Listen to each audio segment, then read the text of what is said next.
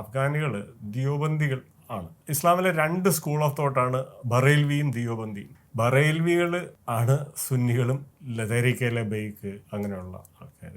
അഫ്ഗാനികൾ ദിയോബന്ദികളായിട്ടുള്ള ആ ഒരു ഇത് രണ്ടും അങ്ങോട്ടും ഇങ്ങോട്ടും കാഫിർ എന്ന് വിളിക്കുന്നവരാണ്. അങ്ങനൊരു ക്ലാഷും കൂടെ ഇതിൻ്റെ ഇടയ്ക്കുണ്ട്. ഇതിൻ്റെ അങ്ങാപ്പുറത്താണ് ഈ ബഹളങ്ങളും ഇതൊക്കെ ഉണ്ടാകുന്നത്. തെഹ്രീകെ താലിബാൻ പാകിസ്ഥാൻ ആണ് ഇതിന് മാത്രം ബഹളം പാകിസ്ഥാൻ്റെ അകത്തുണ്ടാക്കിയത്.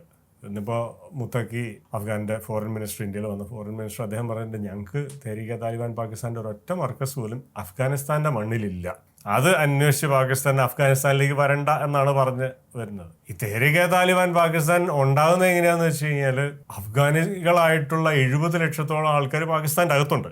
ഇന്നത്തെ പാകിസ്ഥാൻ്റെ ജിയോഗ്രഫിക്കൽ ഏരിയയിൽ ഏകദേശം 70 ലക്ഷത്തോളമുള്ള അഫ്ഗാനികളുണ്ട്. അവരെ അവിടെ നിന്ന് കുടിയൊഴിപ്പിക്കണം എന്ന് പറഞ്ഞിട്ടാണ് പാകിസ്ഥാൻ തുടങ്ങിയത്. അന്നേരം പാകിസ്ഥാൻ്റെ ആവശ്യങ്ങൾക്ക്, പാകിസ്ഥാൻ്റെ തോന്നിയാസങ്ങൾക്ക് തുള്ളാനായിട്ട് അഫ്ഗാനെ കിട്ടില്ല എന്ന് കണ്ടപ്പോഴാണ് ഇങ്ങനൊരു ഇതും ഒക്കെ വന്നതും ഇവർ തമ്മിൽ ഒരു അലമ്പാവുന്നതും. അങ്ങനെയാണ് തെഹ്രീകെ താലിബാൻ പാകിസ്ഥാൻ അടിപൊട്ടിക്കാൻ തുടങ്ങിയത്. അതിൻ്റെ അങ്ങനെയൊക്കെയാണ് ഇവർ തമ്മിലുള്ള ഈ ഇരിപ്പുവശം തെറ്റുന്നത്. ഈ ഇരിപ്പുവശം തെറ്റിയതാണോ തെറ്റിച്ചതാണോ എന്നും ചോദിക്കരുത്, എനിക്കറിയാൻ പാടില്ല. അങ്ങനെ പറയാൻ പറ്റും. നമ്മൾ ഡീപ് സ്റ്റേറ്റ് അല്ലല്ലോ, നമ്മൾ ഡീസൻ്റാണ്. അതെ. അപ്പോൾ നമ്മൾ നേരത്തെ പറയുന്നത് നമ്മൾ ഇന്ത്യയിൽ ഡീസൻ്റ്.